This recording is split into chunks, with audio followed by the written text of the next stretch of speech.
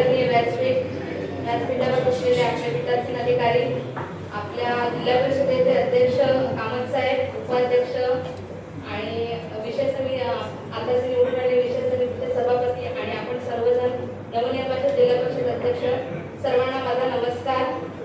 आणि माझी पहिलीच वेळ आहे, त्यामुळे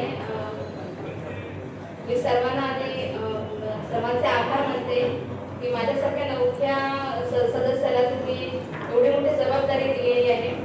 आपल्या जिल्ह्याचे पालकमंत्री माननीय नितेश राणे साहेब, आपले प्रदेशाध्यक्ष रवींद्र चव्हाण साहेब, आपले खासदार नारायण राणे साहेब आणि निलेश राणे साहेब आणि आमच्या पडेल मंडळाचे अध्यक्ष नारकर साहेब आणि देवगड तालुक्यातील आणि सिंधुदुर्ग जिल्ह्यातील सर्व भाजपचे महायुतीचे कार्यकर्ते, या सर्वांचे मी मनापासून आभार मानते. आणि आपण जी माझ्यावर मोठी जबाबदारी दिलेली आहे त्याबद्दल आपण सर्वांनी मला आपल्या सहकार्याने मी ती पार पडेल अशी आपल्याला यावेळी ग्वाही देते आणि माझे 2 शब्द पूर्ण करते. धन्यवाद.